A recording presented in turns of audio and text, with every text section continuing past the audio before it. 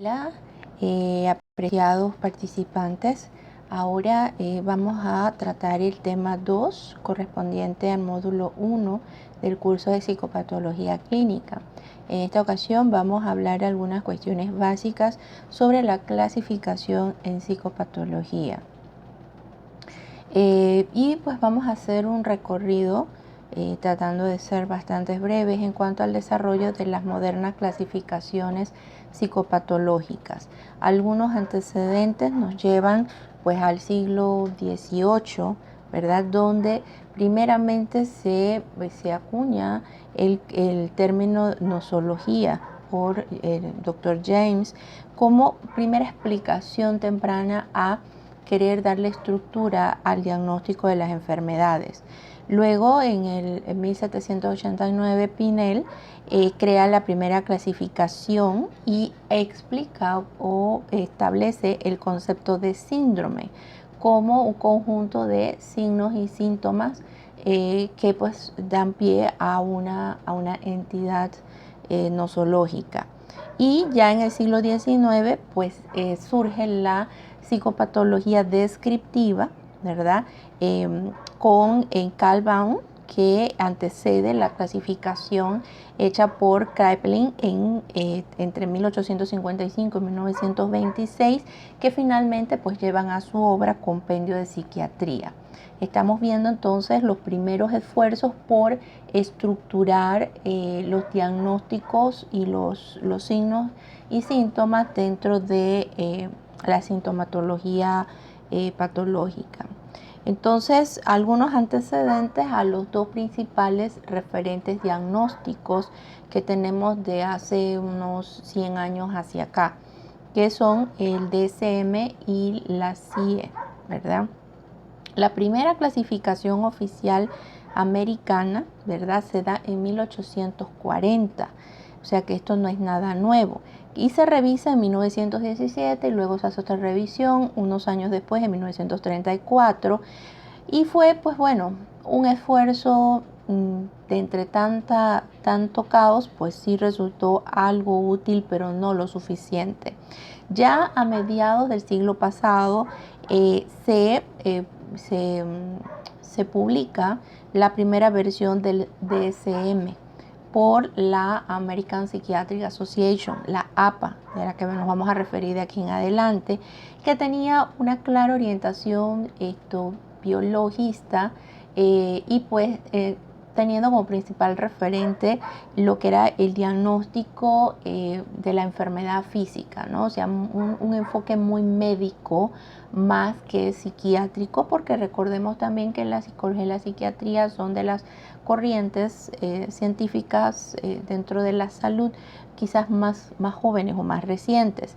Ya en 1968 el DSM-2 incorpora conceptos psicológicos de corte psicoanalítico. Entonces, si pudiéramos leer o revisar cómo era el DSM-2, pues vamos a ver que habla mucho sobre el inconsciente, sobre traumas, sobre la estructura de la personalidad, sobre las pulsiones. Entonces, va a tener mucho sabor psicoanalítico.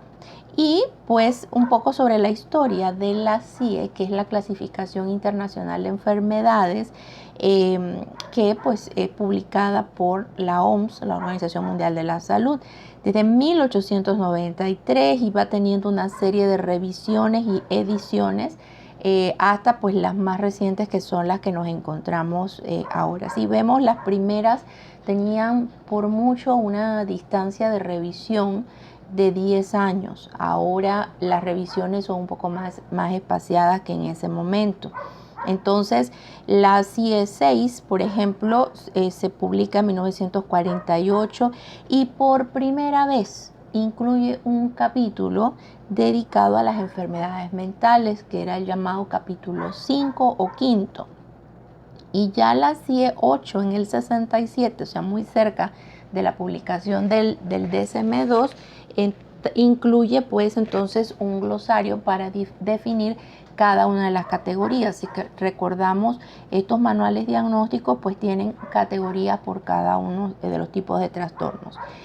De 1968, que se publica el DSM-2, se transcurren 22 años hasta que se publica el DSM-3, que es en 1980.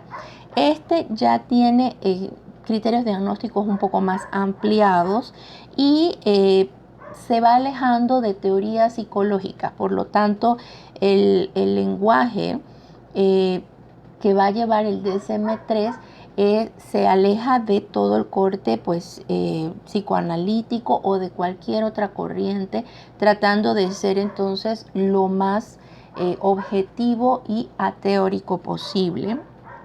Y también se va incluyendo lo que son los criterios de inclusión y exclusión, que creo que es un aporte también muy importante del DSM-3. Luego también combina lo que es la organización multiaxial, que también es un aporte muy importante, en el cual se va dando una descripción de cada trastorno, mejorando también la homogeneidad de los criterios, porque eso entonces le da más fiabilidad, mayor precisión, y no dejaba como tan amplio la definición de los criterios. Y se promueven entonces mejores también investigaciones, estudios de campo. De allí pudiéramos ver, por ejemplo, más sobre ese DSM-3, que fue muy muy significativo, el intento del uso de criterios que fuesen más operativos, una nueva categoría diagnóstica que yo considero que es importante, que es el otros, que ahora se le llama otros trastornos que son objeto de atención clínica. Y he notado que en muchos cursos de psicopatología nunca se le da como mucha importancia a este, que creo que es el apartado 16, es el último.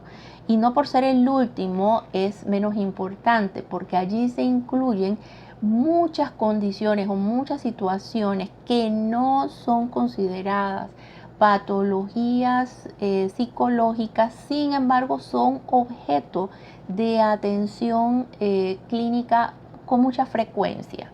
Entonces es importante que, y se los dejo como una tarea, revisen su DSM y busquen ese último capítulo que se llama otros trastornos, otras situaciones que son objeto de atención clínica, para que vean la diversidad y la cantidad de condiciones y situaciones que van a ver depositadas allí. Entonces es muy importante. Y el sistema multiaxial se introduce en el DSM-3.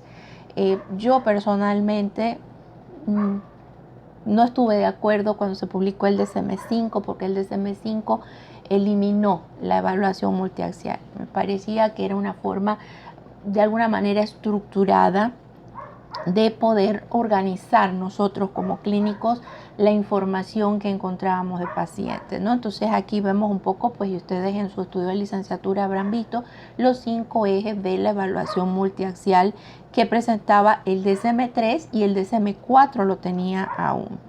Entonces vamos a ver, luego en el 87 se publica y muchas veces sucede lo que es el texto revisado. Entonces teníamos el DSM-3 texto revisado, porque se van añadiendo mejoras, se van puliendo algunos conceptos que en la publicación original del manual no se consideraron, o al abrirse o al publicarse se van tomando las recomendaciones o las observaciones, y ese texto revisado a veces trae algunas modificaciones o algunos cambios con respecto a el texto original. Entonces cuando vemos que surge una versión TR, es importante que la revisemos y veamos cuáles son los cambios que trae con respecto a la versión original. Entonces, se mejora sobre todo el eje 4, se introducen cambios en el eje 5, o sea que en lugar de llevarse nivel máximo de adaptación, lo lleva a la que conocimos como la escala de evaluación global de funcionamiento, ¿verdad? Y esto, mejoró muchísimo y superó también la funcionalidad con respecto a la 109, que es la que funcionaba en ese momento a la par del DSM-3.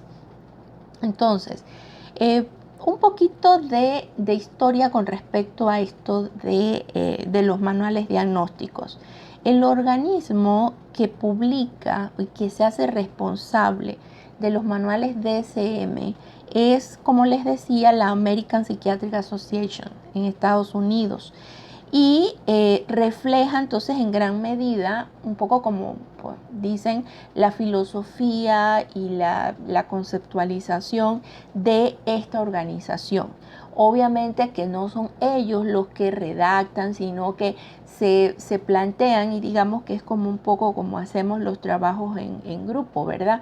Pues bueno, tú haces esta parte, tú revisas este capítulo y se distribuye a lo largo del mundo en diferentes especialistas, se hace la revisión, los aportes, se hacen convocatorias plenarias hasta ir mejorando y puliendo el documento final.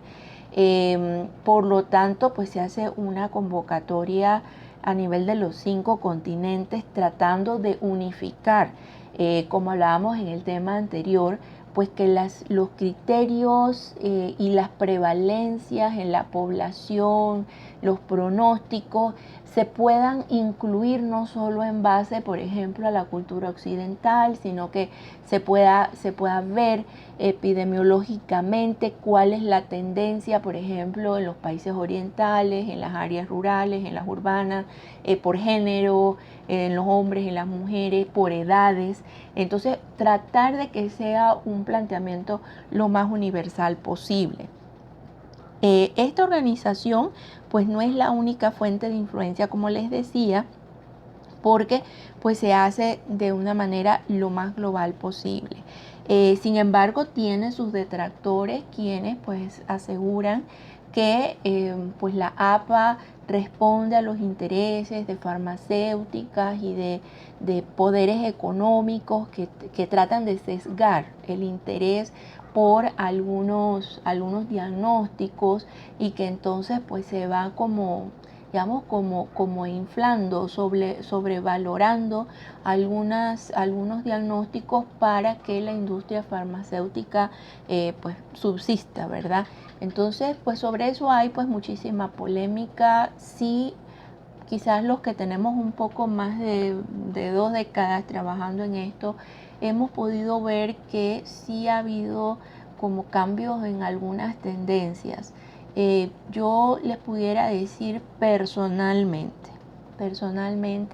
que yo lo he visto en los últimos 10 años, por ejemplo, en el caso de el síndrome del espectro autismo, que hasta el DSM-4 pues estaba dentro de los trastornos del desarrollo en la infancia, niñez y adolescencia, y que pues tenía el espectro, tenía el trastorno autista, pero aparte estaba el trastorno de Rett, estaba el trastorno de Asperger, y que ya para ahora, para el DSM-5, sencillamente, o sea, se convirtió en trastorno de espectro autismo, y que ha habido como una multiplicación del diagnóstico de autismo que nunca habíamos visto antes.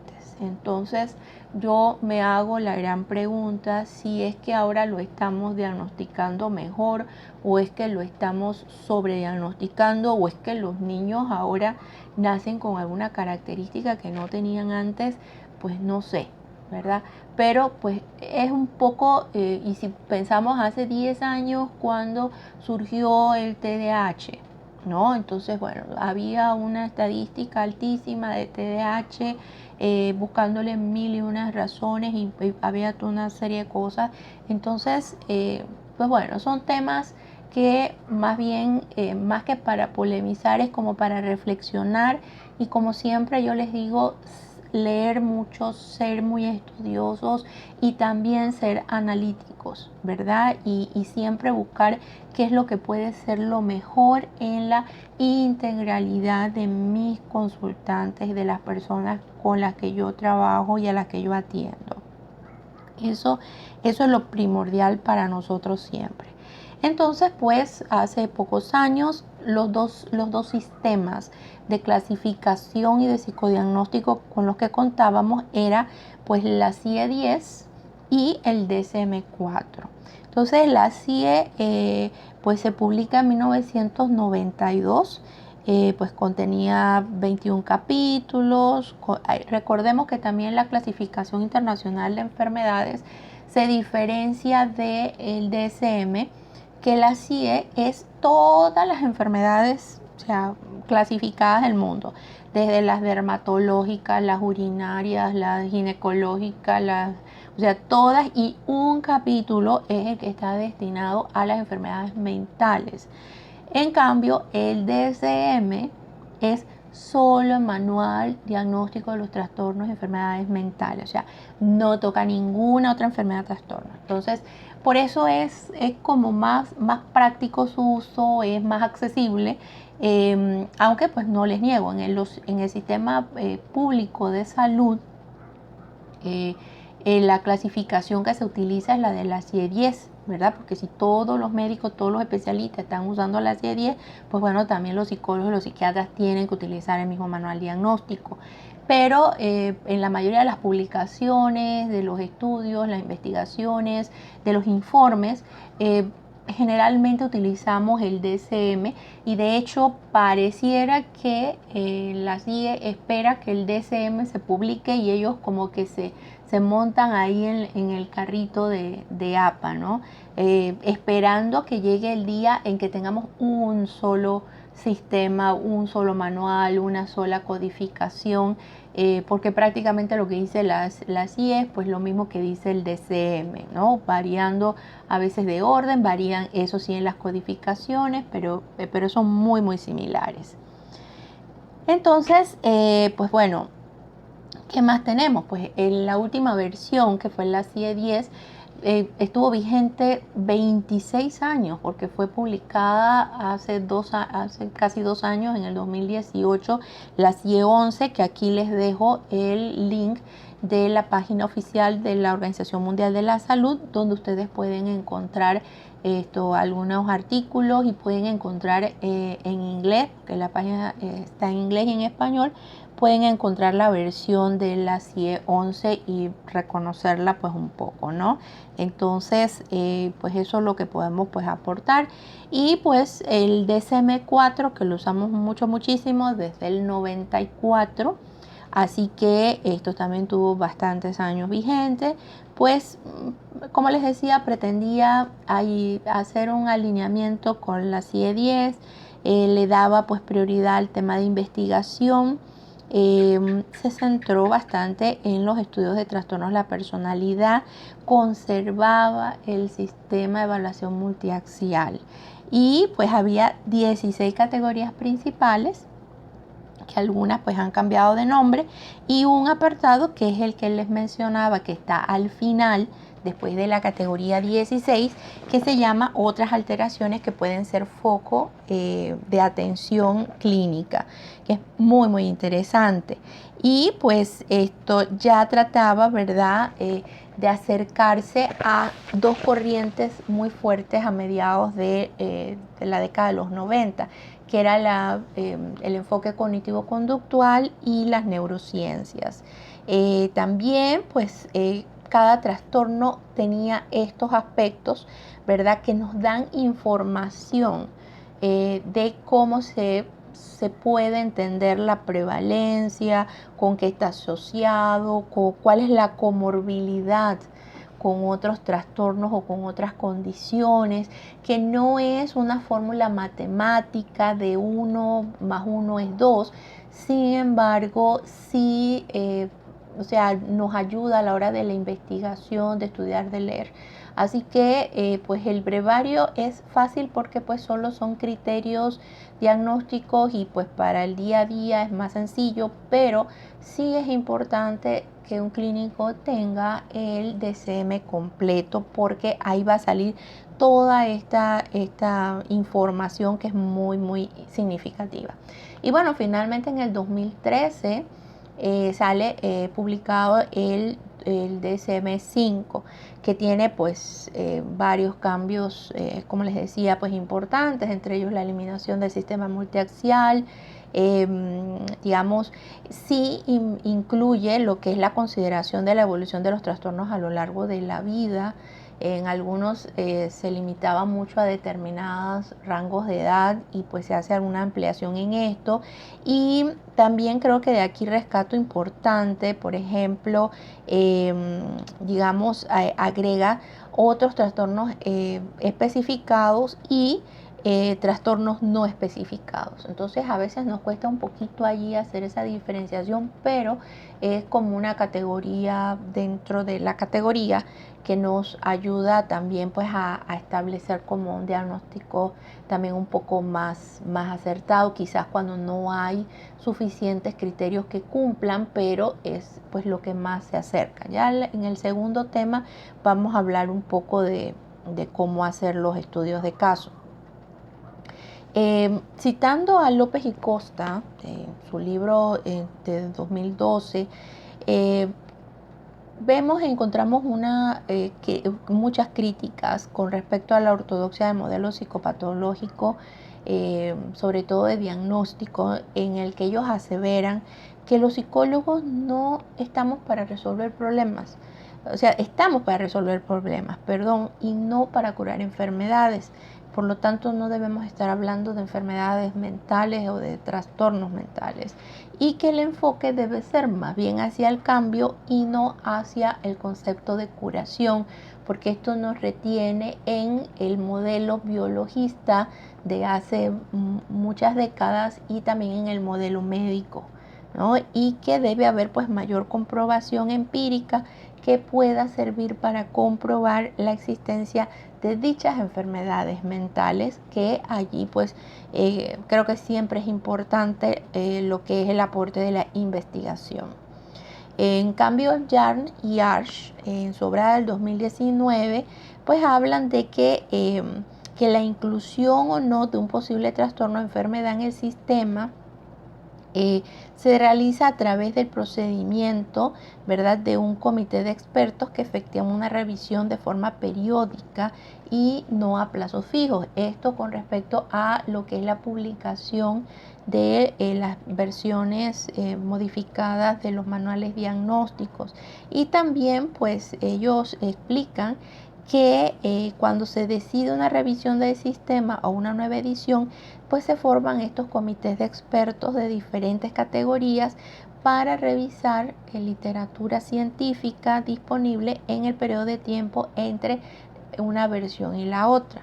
Entonces estos comités, por ejemplo, se reunieron una vez se publicó el DSM-4, luego se revisó al texto revisado y de allí se comienza entonces el trabajo de revisión y de investigación para la publicación del siguiente manual. Entonces, si vemos, más de 2 décadas toma realmente pues ese trabajo, porque también algunos autores dicen pues que hay que dejar que también transcurran algunos fenómenos a nivel social que permitan pues comprobar o rechazar la existencia de algunos trastornos, como por ejemplo el DSM-5 trajo la inclusión dentro de los trastornos de control de los impulsos. Creo que era la adicción o la compulsión por los videojuegos. Esto pues en la década de los 80 y menos en los 60 pues era una característica de la sociedad. Sin embargo pues la población de ahora pues sí está más expuesta a esto. Sin embargo en el DSM-3 dentro de las parafilias o de las desviaciones de la conducta sexual se incluía la homosexualidad. O sea, la homosexualidad era considerada una enfermedad mental y pues ya en el DSM-4 y mucho más en el DSM-5 pues se elimina y ya deja de considerarse. Entonces sí tiene que transcurrir algo de tiempo para que pues también esas revisiones se ajusten a los cambios de la sociedad y de los individuos. Y bueno, como les decía, pues pareciera que la CIE más bien le sigue los pasos al DSM y pues lo que hace es pulir nada más algunos aspectos o actualizar su documento pues allá, ¿no? Entonces, en cuanto pues a los criterios, ¿verdad? hay algunas cosas que me gustaría, pues, ya antes de cerrar, compartir con ustedes. Definitivamente, pues, debe haber unificación en cuanto a los criterios, sin irnos a extremos, ni a ser extremadamente rígidos, ni a ser tampoco extremadamente laxos o flexibles. ¿Por qué? Porque si cada profesional utiliza términos arbitrarios, o sea, muy propios, para definir una misma entidad o un cuadro de síntomas o conducta, pues vamos a tener millones de definiciones. Entonces, la clasificación y estos manuales diagnósticos lo que buscan es eso, bueno, que todos vayamos como entendiendo en un lenguaje común y con nomenclaturas unificadas que no requieren ser explicadas cada vez que se utilicen. Que si, por ejemplo, o sea, yo escribo en un informe, pues anorexia nerviosa, o sea, universalmente, cualquier especialista puede inmediatamente entender cuáles son los signos, los síntomas y las conductas cuando yo estoy hablando de anorexia nerviosa. No tengo que hacer entonces toda una explicación para que alguien pueda entender a qué me refiero, ¿sí? Entonces, asimismo, si por ejemplo decimos, bueno, cleptomanía, o hablamos acerca de retraso en el desarrollo intelectual, ¿verdad? O discapacidad intelectual, como se le llamaba en el DSM-4, pues todo el mundo entendemos de qué se está hablando sin tener que hacer un montón de explicaciones. Entonces, ese lenguaje común y esa unificación es importante también para nuestro trabajo. Y también, pues, al momento de redactar informes, cualquier persona o profesional puede entender lo que queremos decir, ¿verdad? Porque nuestros informes van a las escuelas, van a los juzgados, están en una empresa o son parte de una evaluación. Entonces, todo el mundo debe poder entender a qué me refiero cuando plasmo determinado concepto. Y pues su utilidad es probada cuando tenemos que actuar como peritos o especialistas en casos judiciales. Y recordemos que aunque nosotros no seamos especialistas en psicología jurídica, en cualquier momento podemos ser llamados como especialistas por algún caso que hayamos tratado y que termine en los tribunales. Entonces, ese lenguaje unificado y objetivo, sin ambivalencias y sin el mayor rasgo de subjetividad, creo que son los mayores beneficios de manejar y de integrar en nuestra práctica profesional lo que es la clasificación y la jerarquización, ¿sí? Entonces, pues bueno, tener muy presente que un diagnóstico no debe representar una etiqueta y mucho menos de por vida para una persona. Es una condición que en un momento dado se puede cambiar, ¿verdad? Ser cuidadosos también cuando establecemos diagnósticos clínicos y no hacerlo a la ligera ni basados en el motivo de consulta, sino realmente hacer una exploración sustentada en la aplicación de instrumentos, una muy buena entrevista clínica. En el tema 2 vamos a hablar y a profundizar sobre esto de qué es una buena entrevista clínica, la observación. Dentro de esa observación siempre yo les digo, a veces no nos quedemos solo con lo que nos dicen, sino aprendamos a escuchar y a leer entre líneas. Y ese entre líneas es lo que está soslayado, lo que muchas veces dice el cuerpo, pero no lo dicen las palabras. Entonces eso es algo que con el tiempo y la experiencia vamos adquiriendo, pero que es muy importante. Y la intensidad, pues, y la presencia de los síntomas también es algo que tenemos que, pues, considerar siempre. Entonces, pues hasta aquí llegamos con este tema 2. Espero pues que este recorrido que hemos hecho en esta primera semana les haya permitido pues tener muchas inquietudes, porque eso también es parte del proceso de aprendizaje y estamos en contacto en una próxima ocasión. Hasta luego.